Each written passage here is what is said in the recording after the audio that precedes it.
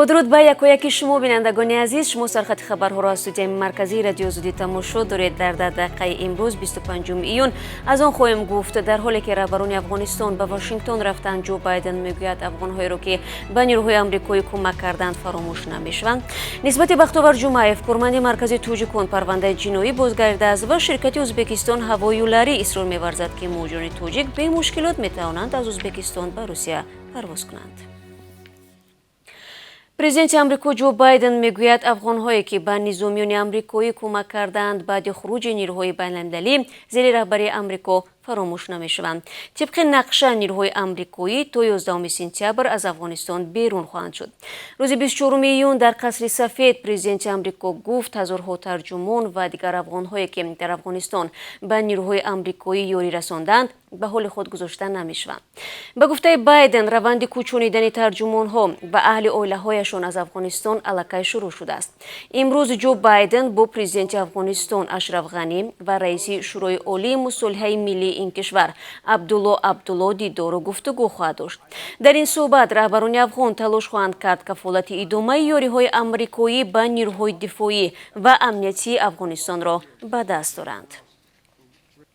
بینندگان عزیز، در برنامه‌های بعدی تفصیلات ملاقات رهبران آمریکا و افغانستان پیشکش شما خواهد شد، ولی حالا رو می‌آوریم به افغانستان و کشورهای هم‌مرزی آن.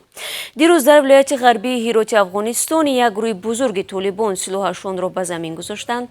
در این مراسم عبدالصبور غنی و دیگر منصبداران این استان شرکت ورزیدند. 130 تن از جنگجویان وابسته به گروه طالبان که در ولسوالی‌های جنوبی ولایت هرات بیشتر فعالیت داشتند به پروسه صلح پیوستند.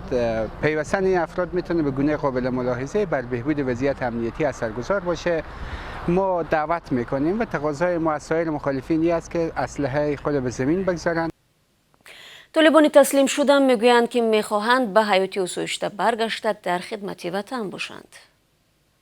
ولی ما آمدیم اینجا به پروسه صلح افغانستان پیوستیم، یعنی با خدمت کنیم، دوباره خدمت واقعی برای مردم خود، برای خود، برای خانواده خود. هیچ گفتنی دیگه هم ندارم. ان شاء الله که همین پایدار باشه این صلح، همیشه هیچ جنگ و جدال خونریزی داخل افغانستان شاهد نباشیم. هفته جاری طالبان در مرز با تاجیکستان گذرگاه‌های استراتژیکی را اشغال کردند. بعد از آن روا در این گذرگاه‌ها منع شد. هرچند طالبان پیشنهاد کردند که تجارت بدون مانع ادامه یابد. نشریه فرج با تکیه به منبع خود می‌نویسد سربازان افغانی که روز 20 ایون در پی حمله طالبان در خاک تاجیکستان پناه برده بودند، روز 23 ایون به حکومت افغانستان سپرده شدند. مقامات تاجیکستان رسما تا هنوز درباره سرنوشت بعدی این 134 سرباز افغان اطلاعی نشر نکردند. وزارت کارهای خارجی ازبکستان با نشر یک اظهارات گفته است روز 23 ایون در نتیجه زد و خوردها 53 نظامی افغانستان و نیروهای مردمی این کشور با سلاح‌های خود از طرف شورتپه به ازبکستان گذشتند. در اظهارات آمده است مرزبانان ازبک بعد انجام رسمیات ضروری این شهروندان افغانستان را به وطن بازپس فرستادند.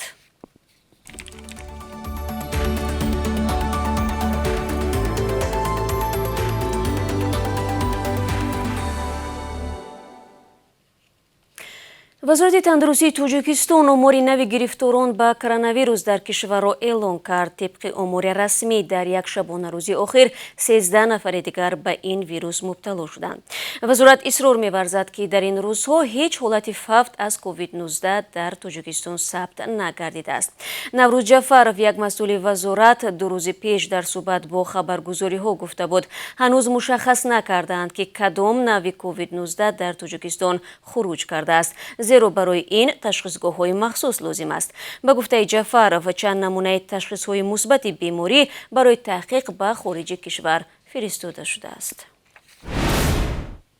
شعبه مبارزه با جنایت‌های سازمان یافته شهر پنجکент علیه بختیار جمعیف کارمند مرکزی توجیکان در مسکو با ماده 307 قسم 2 یعنی دعوت عمومی برای عملی نمودن فعالیت اکستریمیستی با استفاده از واسطه‌های اخباری عامه یا شبکه اینترنت پرونده جنایی باز نموده است. در این باره بختیار جمعیف خبر داد. اما مقامات انتظامی پنجکent هنوز رسما در این باره شرح نداده است. بختیار میگوید دیروز پدرش را از باز شدن پرونده علیه واقعی او آگاه کردند. به قول این حقوق‌شناس نام او در زبانخط عزت امان ذکر شده است و مفتش به پدرش گفته است که وی در عملهای ضد قانونی شرکت کرده است. خود بختاور عیبنامه را بی‌اساس می‌داند. به گفته بختاور پیشتر از این او را در تقسیم فوتبالکاها با عکس عزت امان در نزد مسجد جامع مسکو در خیابان میر عیبدار کردند. شرکت ساختمانی پیک مدل شهر مسکو شهروندان تاجیکستان را برای کار در این شرکت ثبت می‌کند. مهلت نامنویسی در خدمات مهاجرت دوشنبه تا 25 ایون یعنی تا امروز تعیین شده است. بنا به اطلاع رسمی شرکت روسی کارگران 30 نشان تا 43 را به کار پذیرفته تمام خراجات آنها برای رسیدن تا شهر مسکو از جمله پول بلیطشان را می‌پردازد. پیک مدل برای کارمندان از 55 تا 65 هزار روبل روسی وعده داده است. ضمناً مراد حسنولین معاون سروازیر روسیه گفته است این کشور تا 3 سال دیگر در بخش ساختمانی به 5 میلیون مهاجر نیاز خواهد داشت.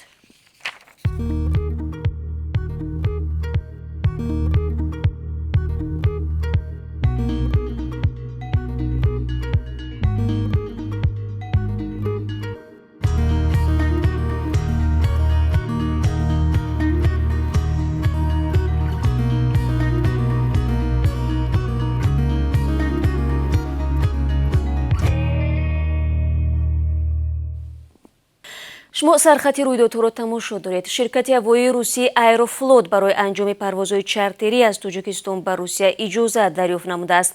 هواپیماهای این شرکت الکی روزهای 22 و 23 ایون به مسکو 2 پرواز عملی نموده است. آژانسی آویاسیای گراژدانی تاجیکستان میگوید اگر من بعد نیز ایروفلوت برای ادامه پروازها به مقامات تاجیک مراجعت کند چنین اجازت را خواهد گرفت.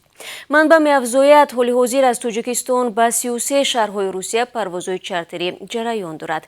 پروازهای منتظم تنها از دوشنبه به مسکو و برعکس صورت می‌گیرد. از 1 اپریل تا امروز حدود 120 هزار شهروند تاجیکستان به روسیه انتقال یافته است. و بینندگان عزیز وابسته به سوال‌های سرشمار شما عاید احتمال قطعی دیگر باره روای هوایی از تاجیکستان به روسیه فعلا هیچ خبری نیست. پروازها طبق نقشه ادامه دارند و بلیط‌ها نیز در فروش می‌باشند. در همین حال شرکت هوایی ازبکستان هوایولاری واضحات درباره آنکه گویا از فرودگاه ازبکستان پرواز شهروندان تاجیکستان به روسیه را منع کردند بی‌اساس خوانده است. شرکت میگوید مهاجران تاجیک همان و به مشکلات این کشور را همچون ترانزیت استفاده میبرند. گذشته از این کاربران رادیو آزادی با فرستادن نوار از داخل هواپیمای شرکت ازبکی میگویند بنابر تا 50% ارزانتر بودن نرخ بلیط‌های ازبکستان اکثریت مسافران را تاجیکان تشکیل میدهند. کنسولگری تاجیکستان در روسیه با 39 مهاجر تاجیک بند مانده در حدود ابخازستان را بیرون آورده است. بنا به اطلاع نمایندگی دیپلماتی تاجیکستان با درخواست آنها مقامات روسیه اجازه دادند که شهروندان تاجیکستان دوام 2 روز طریق راه زمینی به فرودگاه دمدید و مسکو رسانیده شوند. سفارت تاجیکستان در روسیه میگوید در دوام سال جاری این باری چندم است که با مساعدت مستقیم وزارت کار خارجه روسیه برای بیرون آمدن مهاجران تاجیکی بنابر پاندمی کووید 19 در بنبست قرار گرفته کمک می شود. از 1 تا 7 ایول دوره اول امتحان داخل شوی به دانشگاه‌های تاجیکستان برگزار می‌گردد.